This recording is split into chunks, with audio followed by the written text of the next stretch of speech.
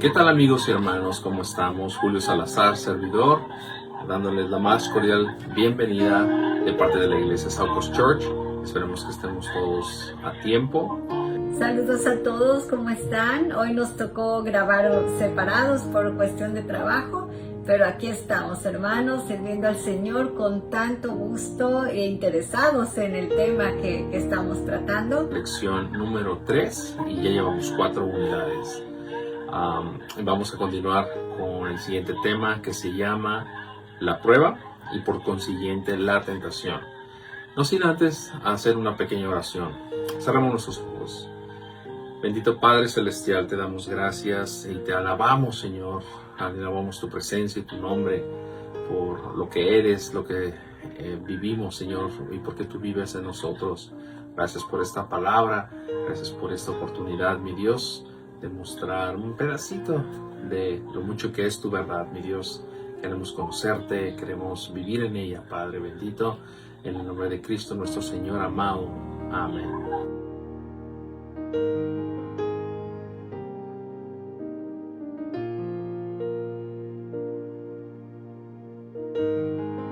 Amigos y hermanos, después de esta oración inicial vamos a dar comienzo a nuestra siguiente lección, que es la tentación.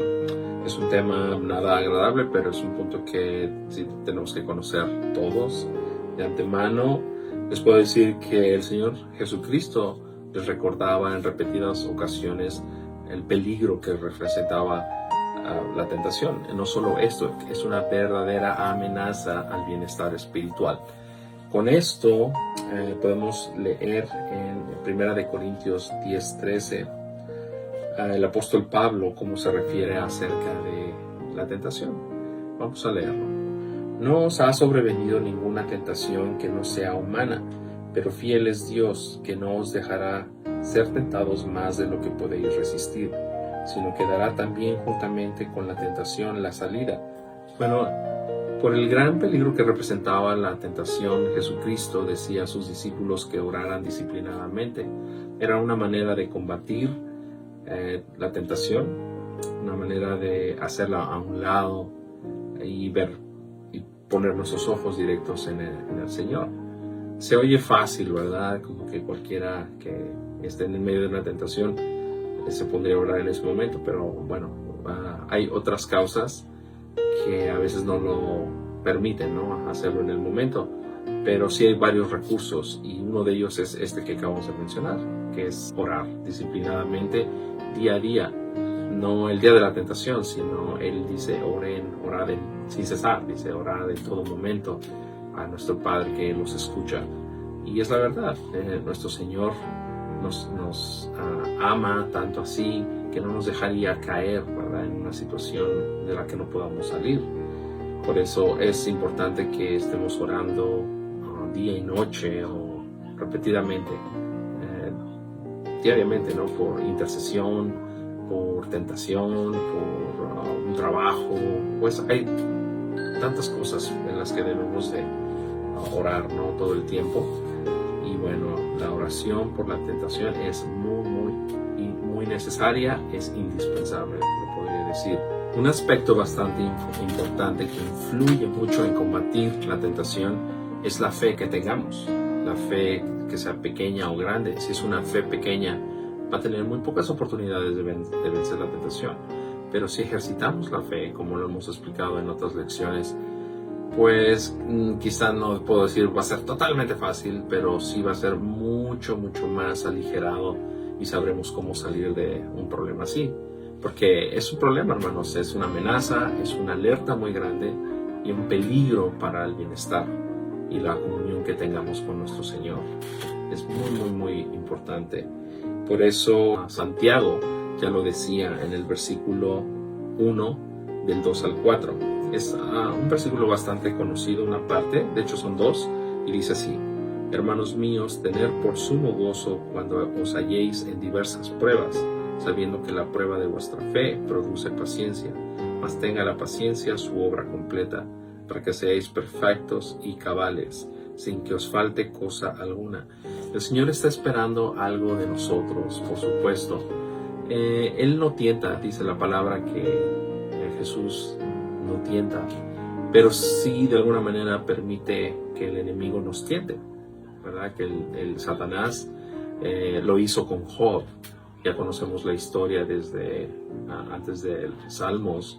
Él soportó bastante la prueba de fe, llegó hasta el final, tocándolo en lo material, tocándolo en lo familiar, perdiendo toda su familia. Yo creo que eso es lo más doloroso que le pudo haber pasado. Y pues encima de todo, con una especie de sarna. Dios nos habla de muchas maneras y pues ese es un recurso bastante grande, ¿verdad? El correr, José lo hizo cuando tuvo tentación. José, hijo de Isaí, salió pero corriendo en un momento de tentación, cuando la esposa de un gobernante se le presentó la oportunidad para coquetearle y pues caer en pecado, y José soportó la tentación. Es un gran ejemplo de cómo él salió pero corriendo de ese lugar. ¿Cuántas veces lo hemos hecho nosotros, hermano o hermana? Tenemos que aprender, tenemos que poner nuestros ojos puestos arriba, parar la antena y decirle no, pues un radar que Dios nos ha puesto en el alma, sabiendo que el peligro se acerca. Tenemos que hacer algo, tenemos que orar, tenemos que huir. Bueno, esos son dos recursos, vamos a hablar de más adelante. Bueno, hay tres orígenes de la tentación. Esos tres orígenes de la tentación traen un origen y una táctica o una estrategia para combatirla a través de la palabra. Número uno, dice que el mundo es el origen, ¿no?, en el que vivimos. Está lleno de tentación. Obviamente, sin Cristo no nos damos cuenta, vivimos pues como de costumbre y caemos todo el tiempo. Pero en Cristo ya no, se nos es quitada la venda. Entonces nosotros, ya viviendo en lo malo, naciendo en pecado, cuando venimos a Cristo, pues se nos quita otra venda y podemos ver lo que está mal y lo que está bien. A eso se refiere.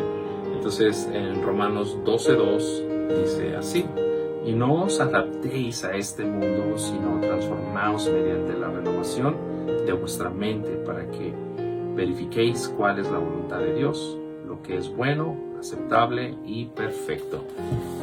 Dios quiere un hijo que esté buscando la perfección, una hija que esté detrás del perfeccionamiento diario en la vida, que no nos conformemos, como dice el libro de Romanos, a lo que te ofrezca el mundo y eso tiene que ser. No, nuestra vida radica en lo que Dios quiere para nosotros y cómo nos ve Él.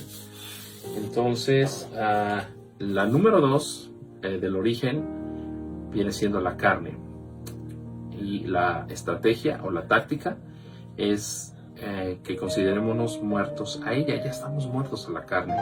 Romanos 6:11: así también vosotros consideraos muertos para el pecado, pero vivos para Dios en Cristo Jesús.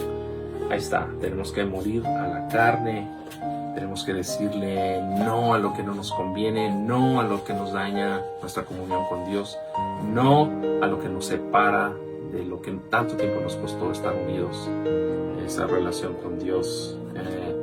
Quebrantémonos, busquemos siempre un momento de oración cuando pues se venga algo que no sea decoroso ni para ti, ni para tu familia, para tu esposo, para tu esposa, para tus hijos, y para Dios, principalmente para Él. Número 3, el diablo es el origen. Entonces tenemos tres orígenes: el mundo, la carne y el número 3, el diablo. ¿Cuál es la estrategia? Dice en Efesios 4:27 que no le demos lugar para obrar, ni deis oportunidad al diablo. Bueno, vamos a regresar al 26, que dice: airaos, pero no pequéis, no se ponga el sol sobre vuestro enojo, ni deis oportunidad al diablo. El diablo no puede ser tu amigo, el diablo no puede ser tu consejero, el diablo no te quiere, ni a ti, ni a mí, ni a nadie, ni a sus demonios quiere el diablo. A él solo mismo se alaba, él mismo se ama, siempre lo hizo así. Y pues no busques una amistad con alguien que quiere destruirte así de fácil. Estos tres versículos que leímos, dice tener por sumo gozo, nos está anteponiendo que Él está con nosotros. En el tener por es algo que no teníamos, pero al momento de volver nuestros ojos a Dios, entregarle nuestra vida, ya lo tenemos. Pero a veces no sabemos que lo tenemos y por lo mismo caemos. Entonces tenemos a Dios con nosotros. Dice que Él nos amará y nos protegerá, que Él siempre nos ha esperado en su regazo. No lo dice el día que nos veamos, lo dice en todo momento, desde que aceptamos y esperando su venida, por supuesto, algún día. Pero en esta tierra dice que tenemos que meternos abajo de ese paraguas, esa autoridad, de esa gracia. Y nos sacó de un paraguas que se llamaba ley, pero se empezó a llenar de hoyos y empezó a filtrarse cosas que no, se empezó a filtrar soberbia en la ley, donde pocos podían ya pues obedecerla o no obedecerla, sino seguirla. Fue el problema que hubo con la ley hasta que vino el momento de la gracia, y proféticamente se fue manejando a lo largo de todo el Antiguo Testamento que vendría un Salvador y que por gracia nos sería dados a todos nosotros. Esta es la persona de nuestro Rey amado Jesucristo, que está listo para sacarnos de cualquier problema, porque Él lo está diciendo. Bueno, vamos a dar un tema muy muy importante, que son factores en los que debemos de pensar cuando la tentación está delante de nosotros.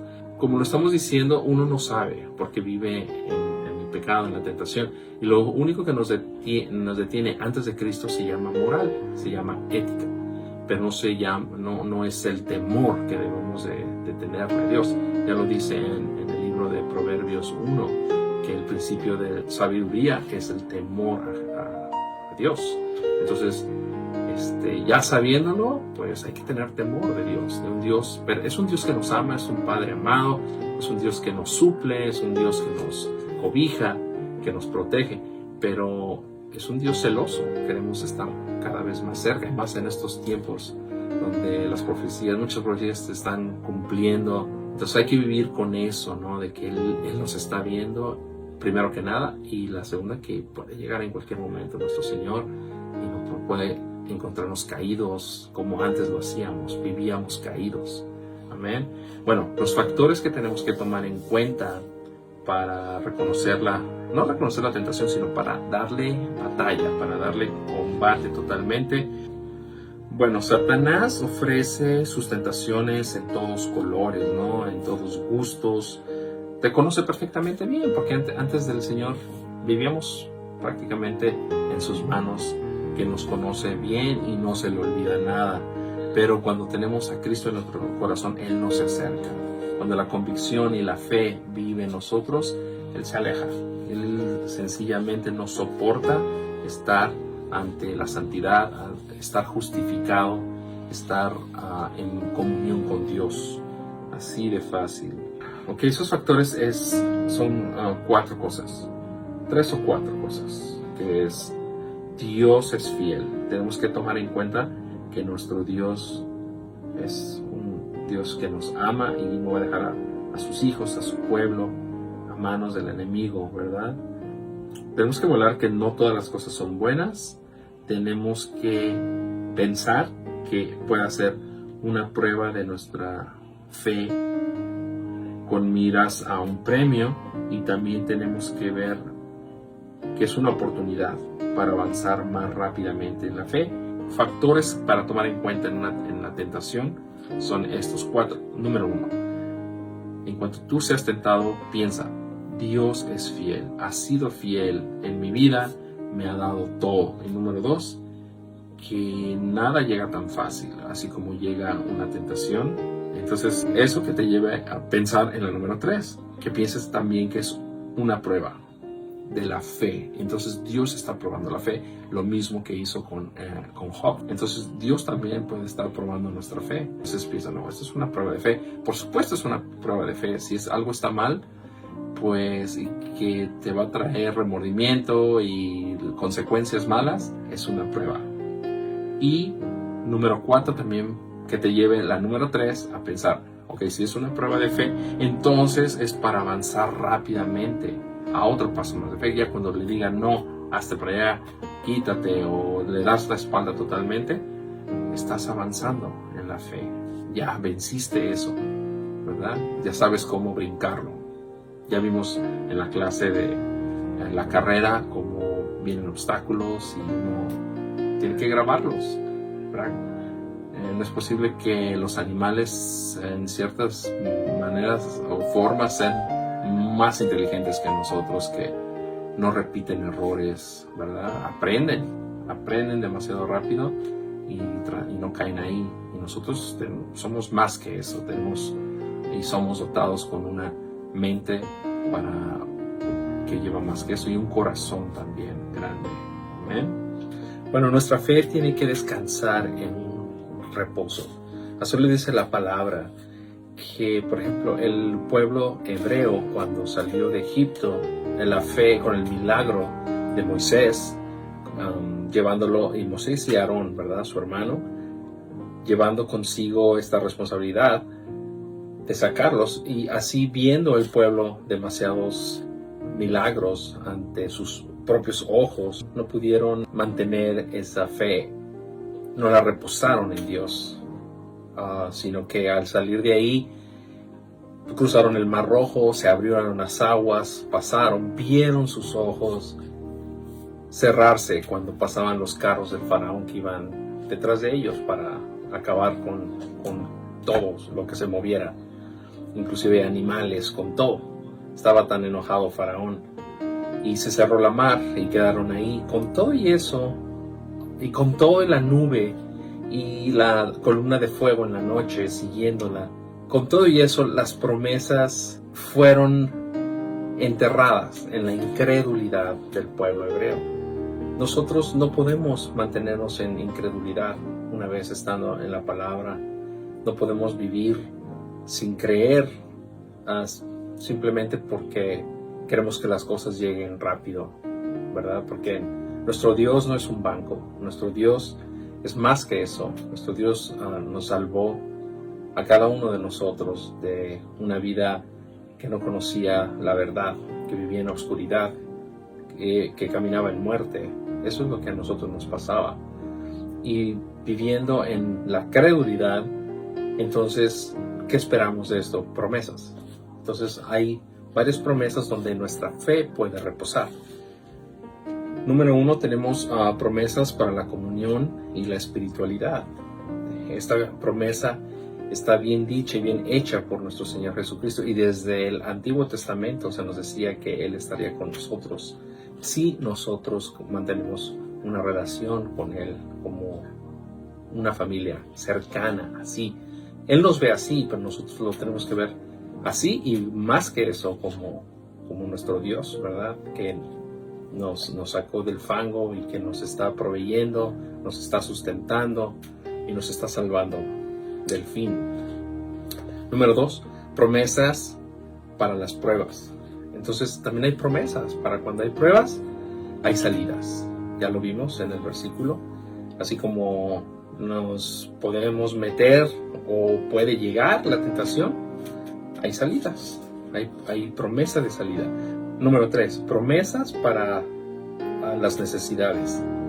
También Dios es Jireh, ¿verdad?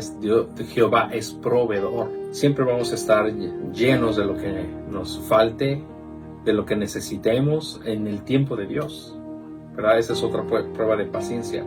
No es no es pedirle a Amazon o a Walmart, ¿no?, que te llegue a la puerta esa necesidad. No, nada de eso. Hay que trabajarla con fe, dándole a nuestro Señor, llenándolo de eso que Él llama tesoros. Eso es lo que a Él hace las entregas más rápidas, se puede decir.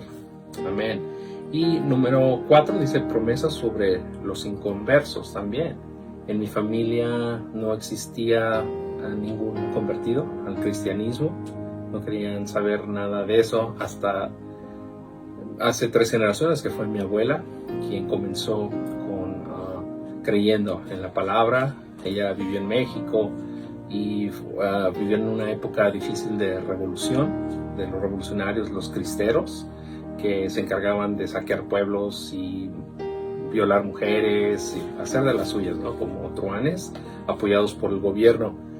y ellos escaparon, la familia, mucha gente escapó también, y se iban a los cerros, a los montes, y allá mi abuela encontró una Biblia, la empezó a leer, y después de casi 30 años hubo promesa, ¿verdad?, en su vida, y ella duró sola años. Le iban a visitar los hermanos. Yo recordaba que cuando estaba chiquito, que llegaba gente y empezaban a leer la Biblia, y se empezaban a juntar. De los 10 hermanos que quedaban, empezaban a asistir 1, 2, mi mamá, porque pues yo estaba ahí, ¿no? Y poco a poquito fue como llenando esa promesa, la fe y obras de mi abuela, ¿verdad? En traer a sus hijos, a sus hijas, y dejarlos ahí puestos, ¿no?, sembrados para ser cosechados algún día. A la fecha, ya para no irme tan largo, son 7 hermanos que conocen de la palabra con sus hijos, con las esposas de sus hijos y las esposas de sus hijas, los esposos de sus hijas, perdón, y ha sido una promesa. Ahí está, inconverso, ¿no? Qué mejor que orar por la familia, y es una promesa. Número 5, promesas para el futuro. Y bueno, estas todas las conocemos, promesas, la promesa que Él vuelva, la promesa de que seremos hechos a su imagen algún día. De hecho ya lo somos, pero estando en la presencia de Él lo podemos conocer. Qué mejor promesa que esta, así como hay muchas. Y bueno, con esto cerramos este tema de la tentación y continuamos con Susana. Me da mucho gusto poder saludarlos y pues sí, como dice Julio, aquí continuamos, ¿verdad? Es la unidad 4 y esta lección es la número 4 y se llama Verificación, Fe en Reposo. Empezamos. Vivimos en un mundo que nos quita la paz interior. Dios nos ofrece la posibilidad de encontrar verdadero descanso, esa paz y tranquilidad interior que es la única que nos puede convertir en héroes en la batalla. Recordemos la palabra que nos dice que el Señor nos da su paz conforme a Él, no conforme a la paz de este mundo, ¿verdad? Podemos pensar mucho en lo que se llama la nueva era, que es meditación y yoga y vibra, la buena vibra, la mala vibra, pero todo eso no es el camino de Dios. Todo eso son pues desviaciones que quieren hacernos sacar de nosotros mismos la paz que solo Dios puede darnos. Entonces mejor rindámonos al Señor, y que esa es la verdadera paz. Esta paz verdadera la podemos aceptar solo por fe. Y así, aceptando esta paz por fe, podemos caminar hacia la grandeza espiritual de la mano del Señor. En Hebreos 4:1 nos dice: temamos pues, no sea que permaneciendo aún la promesa de entrar en su reposo, alguno de vosotros parezca no haberla alcanzado.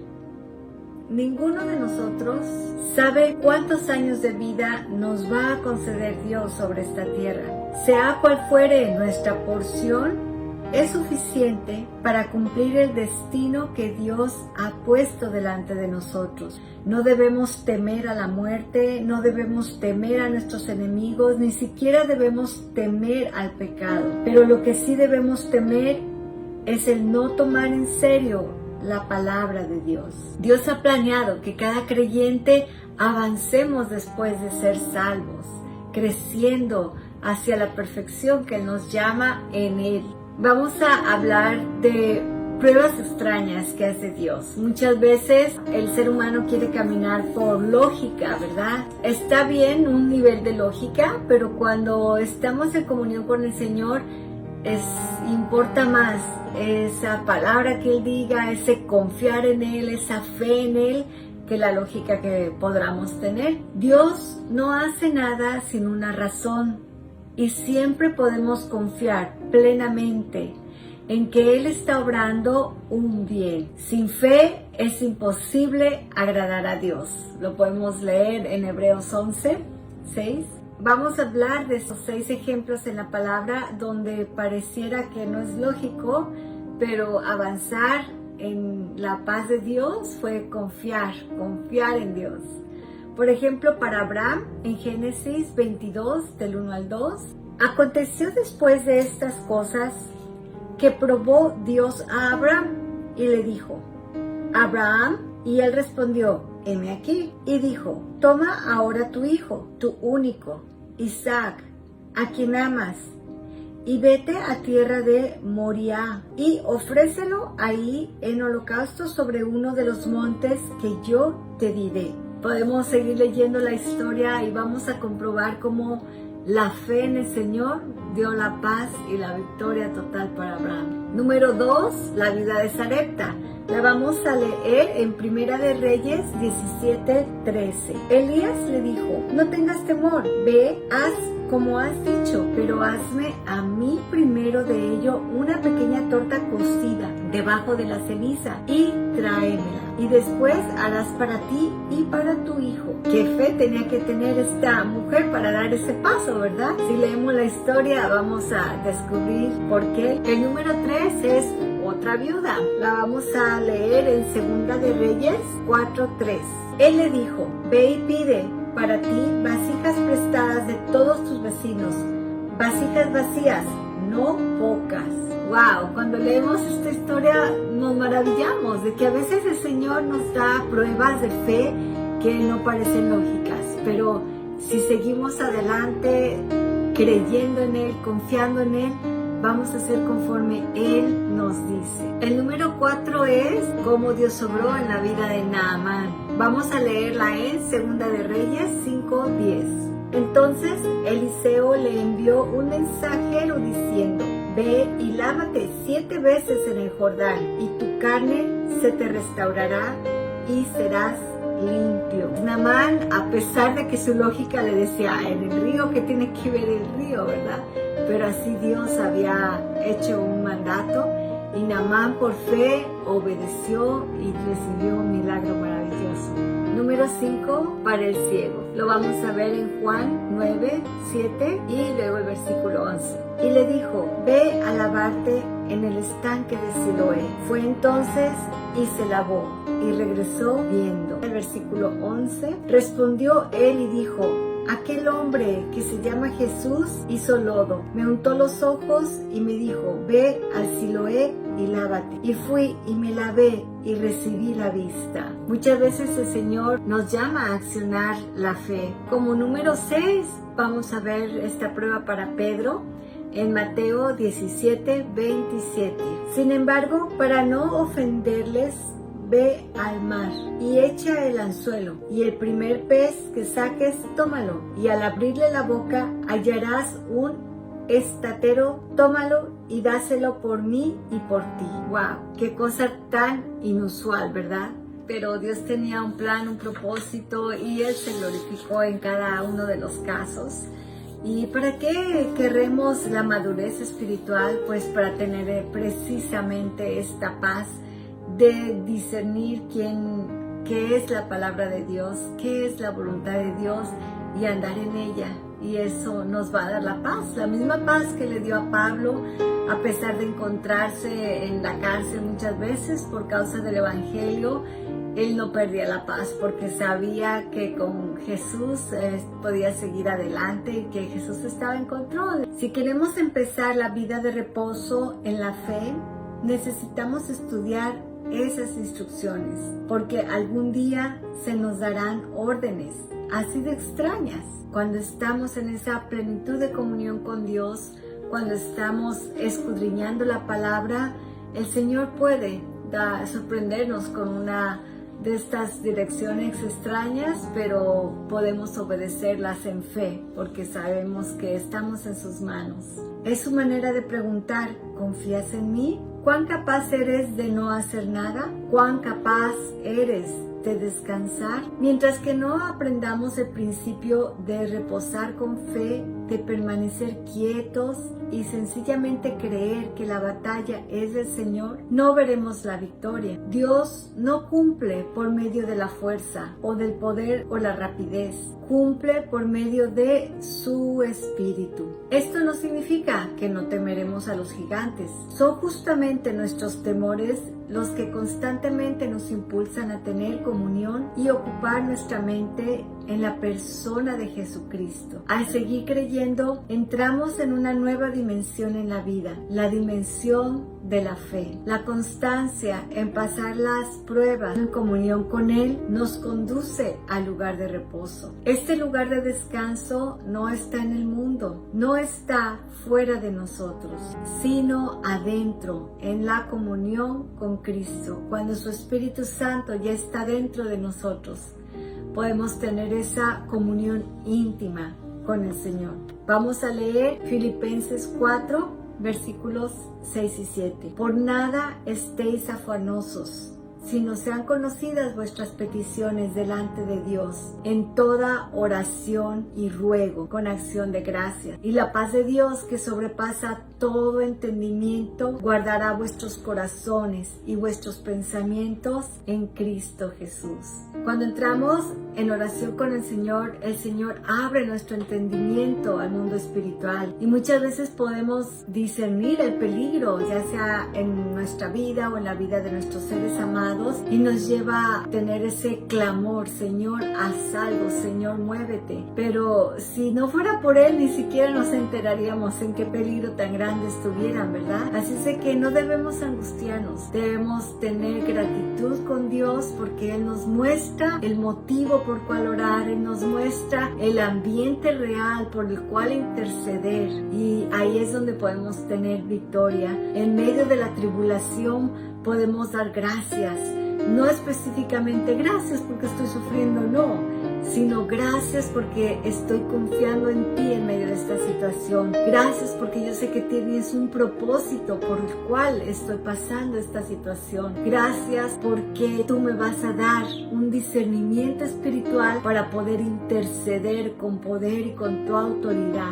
Y de esta manera podemos orar con más efectividad delante del Señor para tener victoria en la batalla de nuestra vida. En el Antiguo Testamento el Señor nos enseña cuán importante es el reposo. De hecho, pues en los mandamientos tenemos: santificarás el día séptimo para el Señor, porque es para gloria de nuestro Rey ese día de descanso. Y también vemos cómo el Señor nos lleva a hacer fiestas, y Él nos llama a tener estas fiestas, pero no en la carne, sino en el gozo de su presencia, en el gozo de confiar en Él, en el gozo de saber que estamos haciendo las cosas conforme a Él le agrada. Vamos a entrar a 8 sábados que el Señor especificó que fueran tiempos para que el hombre deje de trabajar y celebre las abundantes provisiones de Dios. El punto número 1 es el sábado de Dios. En Génesis 2, del 1 al 3, y en Hebreos 4:4. El sábado de Dios establece la pauta para los demás sábados. Dios es omnipotente, nunca se cansa. Sin embargo, descansó el séptimo día. No necesitaba descansar, solo declaraba así que su obra había sido terminada. Quería que su pueblo supiera que todo lo que necesitarían ya les había sido provisto, que lo vieran y disfrutaran de él. El punto número 2, el sábado semanal. Éxodo 20, 7-11 y Deuteronomio 5, del 12 al 15. El sábado semanal era un recordatorio para los judíos de que todo lo que tenían por la gracia de Dios, cada sábado recordarían que no era necesario trabajar para lograr la gracia de Dios, y todo lo que necesitaban ya había sido provisto por el Señor. Punto número 3, el año sabático. Éxodo 23, 10 al 11, Levítico 25, 3 al 4, y después del versículo 33 al 37. El año sabático era simplemente una prueba de mayor de su habilidad de gozar de comunión con Dios y descansar en su provisión perfecta. Para los creyentes que eran espiritualmente maduros, todos los años sabáticos eran maravillosos, porque todas sus necesidades eran suplidas y tenían un año entero para su esparcimiento. Pero para muchos el año sabático era de miserable pobreza. Luchaban, batallaban, agonizaban durante el año. ¿Por qué? Porque no eran avanzados en su fe. Muy probablemente también no habían sido sabios para ir guardando, reservando para el año que era de descanso. Dios les daba 6 años de sábados semanales para aprender que podían confiar que Él proveería lo que necesitaban el 7º año. Para los que no habían aprovechado su gracia y aprendido a descansar semana a semana, el 7º año era amargo. Punto número 4. El descanso de Canaán. Hebreos 3 del 7 al 19. El descanso de Canaán era la vida en la tierra prometida. La tierra de Canaán no estaba exenta de problemas. Tenía gigantes que debían ser vencidos, batallas que debían ser libradas, pero cada prueba tenía que ser ganada de la misma manera, por medio de la vida de fe en reposo. La tierra prometida es una representación de la madurez espiritual y la entrada al gozo de la bendición divina. Esta es la vida de gozo en el plan de Dios. Esta es aprender a amar la batalla. Los que entraron en la tierra de Canaán tuvieron que luchar, pero amaban la batalla. Aún en la tierra prometida, cuando trataban de vencer con su propia fuerza, eran vencidos. Punto número 5. El año de jubileo. Levíticos 25 y 27. Dios mandaba sábado tras sábado a su pueblo. El año de jubileo era el año cuando todas las deudas eran perdonadas. Todos los esclavos recobraban su libertad y toda la tierra perdida por las deudas volvía a sus dueños originales. Era un tiempo cuando todo el mundo recobraba lo que había perdido. El jubileo se celebraba cada 50 años, pero la gente tensa nunca llegaba al jubileo. Tenían que estar tranquilos y vivir en paz consigo mismos, con Dios y con su ambiente. Punto número 6. El sábado, momento a momento. Hebreos 4 del 1 al 9. Ese es el sábado de la vida del reposo en fe. El descanso que Dios quiere que gocemos cada momento de nuestra vida. Es sábado cuando las cosas nos van mal. Es sábado cuando las cosas nos van bien. Es sábado cuando estamos bajo presión. Es sábado cuando las cosas están en paz. Entramos en el sábado momento a momento, creyendo lo que Jesús dijo en la cruz: consumado es. Dios ha prometido suplir todas nuestras necesidades según sus riquezas en gloria en Cristo Jesús. Quiere que vivamos cada día en esa paz que sobrepasa todo entendimiento humano, pero solo podemos hacerlo eligiendo andar por fe. Punto número 7. El milenio. Apocalipsis 19 hasta el 20. El reinado de 1000 años de Cristo sobre esta tierra será la mayor prueba para la humanidad. En el milenio habrá 1000 años de sábado. Se descartará para siempre la premisa humana de que los problemas ambientales son la gran cuestión. Durante 1000 años habrá un ambiente perfecto, un gobierno perfecto, justicia absoluta, completa. No habrá violencia, no habrá guerra. Habrá abundancia para todos. La tierra estará repleta de la provisión divina. Después de los 1000 años, Dios soltará al diablo, que dirigirá el levantamiento de multitudes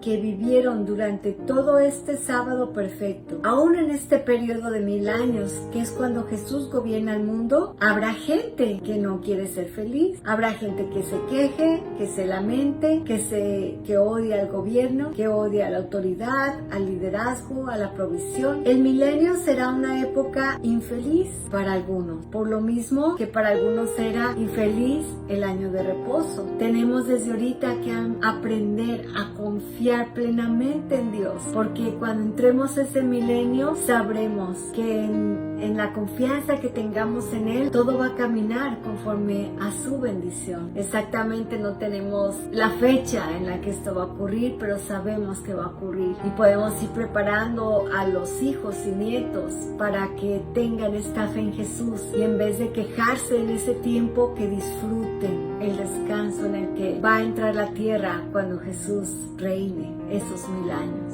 Punto número 8, la eternidad. Apocalipsis 14:13. La eternidad es el sábado de descanso final y eterno para el hombre. Bienaventurados de aquí en adelante los muertos que mueren en el Señor. Descansarán de sus trabajos porque sus obras con ellos siguen. Estos muertos es los que han muerto a la carne, los que han dicho sí, que tu Espíritu Santo, Dios eterno, gobierne mi mente, gobierne mi corazón, gobierne mi vida totalmente. Y nos despedimos, esperando poder estar con ustedes una vez más dentro de una semana. El Señor les bendiga. Les amamos en Cristo, Dios les bendiga.